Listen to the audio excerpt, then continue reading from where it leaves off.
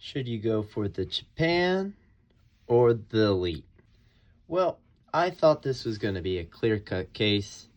I really have been kind of pushed to the limit with Mizuno charging $300 plus for a synthetic speed boot. And this generation just seemed like, all right, you took away some Zero Glide. The boots aren't more of that raw plastic synthetic. They're more of a knit. They're more like a Vapor. They're more like a Furon. How come you can charge almost $100 more for your boots compared to the competition? Now, the caveat though, is that Mizuno has always given exceptional value with their Elite model boots. The Elite model boots, they are charged around the Pro Takedown model price point.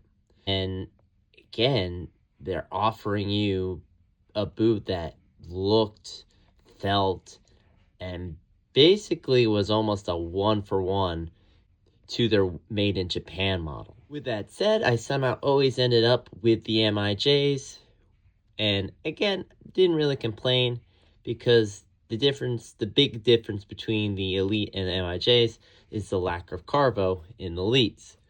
With that said though, the Elite sole plate is still really good. It's basically just a Neo sole plate in terms of stiffness and responsiveness. While it won't get first prize in the speed boot market for its stiffness and responsiveness, it's still of a quality that is by far not lacking in the speed boot market. And again, for the longest time, Mizuno was only offering this type of sole plate in terms of stiffness and responsiveness for the Neos as their speed boot flagship model. So again, getting this sole plate with these studs is a really good deal. So why am I talking about this? The only big difference between the Elite and the MIJ is you don't have the carvo sole plate, and honestly the Elite is already a very good sole plate. Why even bother buying the Japan? Well, for the first two generations of Alpha, I'd always got the Alpha on a discount, and so getting the Alpha at a really good deal, I was like, all right, I'll just get the Alpha at a really good deal. And I just always seemed to put off getting the Elite model. So I never got upset that the Elite model was just as good as the MIJs, if not just maybe like, depending on how highly you rank the carvo in the sole plate, maybe that 5 to 10% less. Fast forward to the Alpha 3, now we have a boot that is more on par with the rest of the market.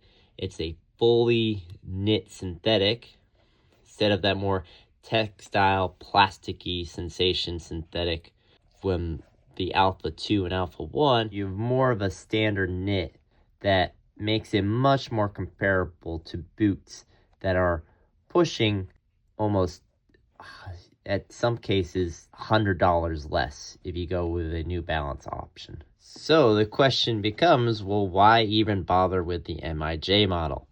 Why not just get the Elite? And I was gonna do that. And I got the Elite in hand, and then I was underwhelmed by the Elite model. Not to say that this isn't a good boot, but especially as you go towards the midfoot to the heel, it just felt like a little under underbaked. It just didn't quite feel like it had that locked in responsive feel around that midfoot to heel area as you get to the opening of the boot. I didn't even get the chance to wear it in a game. I just was like, I don't know, I might return this and just maybe pick up another Furon. Well, lo and behold, I found the MIJ model for a good price, sub 300, and out of curiosity, I grabbed it. I was like, all right, let's see what the big differences between these boots are. And damn. I really thought that this was going to be the generation where I only bought the Elite and didn't buy the Japan.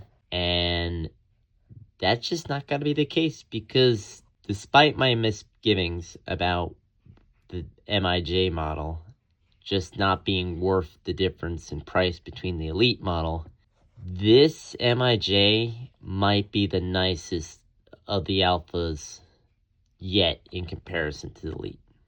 And let me explain why. First, let's start with the shaping. They do a 24-hour lasting period with their boots, as opposed to the standard industry standard of 20 minutes as they do with the Elite model. Here, they do that much longer lasting period, so you see the boot is actually just got a lot more volume to it compared to the Elite. It's been basically stretched out. Well, as someone with a more slim, narrow foot, I thought, darn, that's probably strike one against the MIJs. No, it's not. This shaping just is so nice, especially if you go that half size down, which I've done in the Alpha 3 as I've done with the Alpha 1 and 2. This shaping just fits so nicely in the toe box. While this will definitely stretch out, just initial on-foot comfort goes in the toe box goes to the MIJs, because that extra volume just means my toes aren't doing the work and it's just already basically pre-stretched. So really appreciate that. And again, I was a little worried, oh, too much volume. Just the way this knit compresses around your foot, that volume just kind of goes away. And so you're just left with that nice little breathing room for your toes. There's not really that much volume on the top of that midfoot, which was my big concern, having too much dead space. So far, not that much dead space. That is difference one, lasting period, changing the shape of the boot. There's also a very subtle, almost so minute. It's such a subtle difference that almost 90% of people who put on the boots will not even notice the difference, or even 95%. But the knit on the MIJs is just a little bit thicker, and that like decimal difference in plushness compared to the Elites. So again, this is the MIJs, and it just seems to be a little bit thicker in the knit, and even like the spacing with the dotted part of the knit where the yarns are woven just seems to be a little bit wider compared to the Elite model, where that knit is almost tightener, like the holes are smaller. It's almost as if they didn't quite stretch out the knit enough. They just kind of slapped it on the boot. Here, it feels like they've worked the knit. Here, the knit feels a bit more thin and raw, which, could be a preference. You might prefer a little bit more of a raw feeling boot, but it really feels comparatively between the two boots that this one just has that just a little bit nicer and almost a little bit more of an energy return when the ball's at your feet compared to the Elite, where it just basically feels a little bit more raw, a little bit less like that almost specialness. I know it's completely in my head, but it definitely feels as if the MIJ just has that just tactile, more sock-like feel that just gives a bit more of a responsive feel to the ball, versus the Elite, which is just a bit more of that thin synthetic, where it doesn't quite give your foot that feedback. It just is, all right, a little bit of thin material between you and the ball. Well, this almost makes the knit give a tactile feedback. Again, we're talking decimals of difference. This, though, just feels a bit more special. This just feels like a generic knit almost. And again, it's so wild that literally the only difference is that this knit is a bit thicker and almost stretched out a bit more, and this is thinner and not as stretched, but it does in the initial try-on period make a difference. Now, that's not to say that as you wear the Elite in, maybe the knit starts to stretch out, maybe the knit comes through this thin polyurethane a little bit more, and it starts to be a little bit more reactive with your foot, and the ball. So again, time will tell, but again, point goes to the Alpha with that lasting period. It just, you can tell that lasting period made a difference. So those are two differences. The next difference comes to the heel. Now, it's a very hard to tell. I'll try to take some photos, but essentially, the Japan model has this tighter opening. It's almost as if when they press the heel together, they pressed it tighter into the last of the boot or into the foot mold. And so this hole, which is already pretty big across the board for a speed boot, is just a smaller gap. For the Elite model, it's a wider gap. They didn't quite press it into the mold as long, and instead of being pressed like that, it's a bit more wide. And then again, it's like a very minute difference.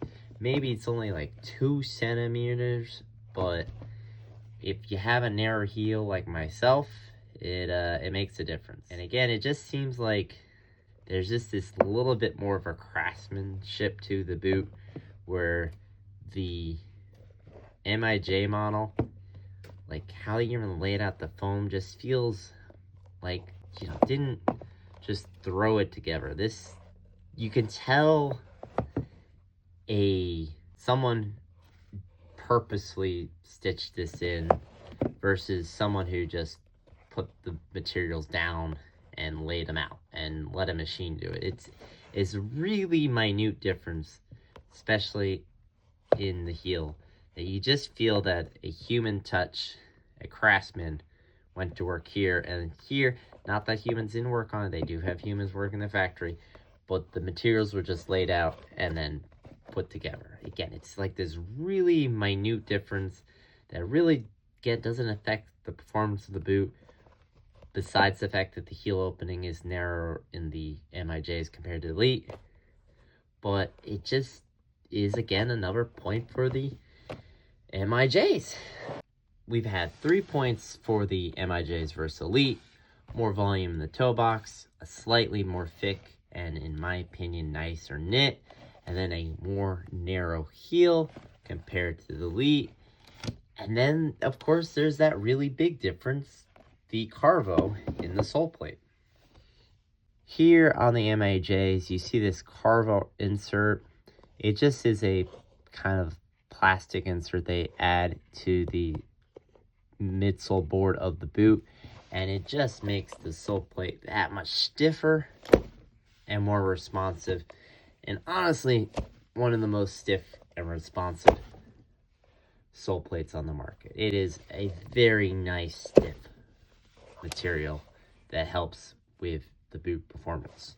Again, there's 3 points for the Japan model versus Elite, and because I didn't spend that insane price point, I saw these for discount sub 300, it just adds up to a boot that is nicer and better performing towards the Elite, which is, again, crazy because, again, the differences between these models in the first 2 generations were so minute, it just made no sense to spend an extra $120 to get the Japan model versus the Elite. Now, though, while I definitely think the Japan model is too expensive, especially in European markets, the differences starting to add up, where the Japan model is legitimately nicer than the Elite. Now, if I see the Elite for a discount, sub 150, and it's a colorway I really want, maybe like a bright neon green or something like that, I'm gonna get the Elite, because in terms of quality, the Mizuno boots, even my Alpha 1 is still going really strong. You know, I don't need 20 versions of the same boot. So if I see a really nice colorway, well, I'll just get the cheaper model, because again, the differences between the boots are so minute that, you know, for a boot that I'm only going to wear a few times just for the colorway, I'll get the Elite, especially if it's sub 150. But again, I cannot emphasize this enough.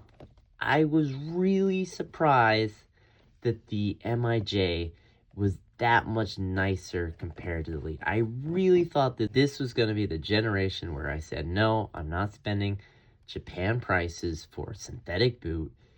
The lasting period for synthetics really does not make that much of a difference for the leather. The Elite is already a fantastic boot for the price point in the US markets, that I'm just going to get the Elite. That it's just going to be 90 to 95% just as good as the MIJ. That 5 to 10% won't make a big difference. And for this generation, for the first time, I might say that the Elite is at about 80% or 85% as good as the MIJs. I think they actually made a big step forward in differentiating the Japan versus the Elite minus the Carvo. The Carvo has always been the differentiator between the two boots, but for once, I gotta say that it's not just the Carvo. The upper itself and the way they've done the lasting and the shaping is better on the MIJs. Here I have the two boots on feet, and again, doesn't quite show on video, but in my foot, I feel a difference. In the Elite, I feel as if my toes are a bit more cramped. Meanwhile, in the Japan, my toes feel much more relaxed and yet also secure in the boot. It's just a very nice and gentle hold of my foot. Meanwhile, in the Elite, it definitely feels as if my toes are pushed right into the edge of the boot, and then even the midfoot feels that little bit more loose, and I also just get this very ugly bulge in the material. With the Japan, while definitely there, that bulge is there, it doesn't quite feel as pronounced. Almost feels as if this bulges more naturally. This bulges a lot. Now I'll tie the boots up and you'll see them laced up. And again, the differences on video are very, very minute. So the boots have been laced up, and again, there's not that much difference in terms of how they look, but again, how they feel, I definitely feel more comfortable in the Japan model versus the Elite. And again, it's very hard to tell on video the differences between the two boots. Just know that the Japan model, the sticker actually says Japan, while the little sticker tab on the Elite says Elite. So again, very minute differences in terms of appearance, but again, in terms of feel, my right foot in the Japan model just feels much more comfortable. Meanwhile, the Elite model, because of that not having only the 20-minute lasting period, just feels much tighter, especially towards the toe box. Now, again, I did go half size down as I've gone in my usual Alpha size. I would recommend sticking with your usual Alpha size if you've worn the Alpha before. And if you haven't worn the Alpha before, just know that Mizuno boots tend to run a little bit longer than industry standard. So just be aware of that when purchasing your boots. So guys, those have been my thoughts. Tell me what you think in the comments below, whether or not you're going to get the MIJs or the Elite. Because again, I was really shocked, especially in the European markets, how much they're charging for a synthetic speed boot for the MIJs. And even the Elites in the European market have just gone up in price. And again, this knit is not any nicer than a Vapor 16 or a Furon V8. And yet they're charging $100 more, or almost $100 more comparison to those boots. So I really thought that Mizuno was just absolutely asking for too much money, and the price hike was just unjustifiable. But now that I've got the boots in hand, I'm definitely gonna stick with the MIJs. I'm going to return the Elite, and again, I'm really, really surprised by that. Really, really, really thought that this was going to be the generation where I went, nope, I'm not going with the Japan, I'm going with the Elite. And yet, Mizuno craftsmanship comes through and says, no, you're going to get the Japan and you're going to like it. So, hats off to Mizuno.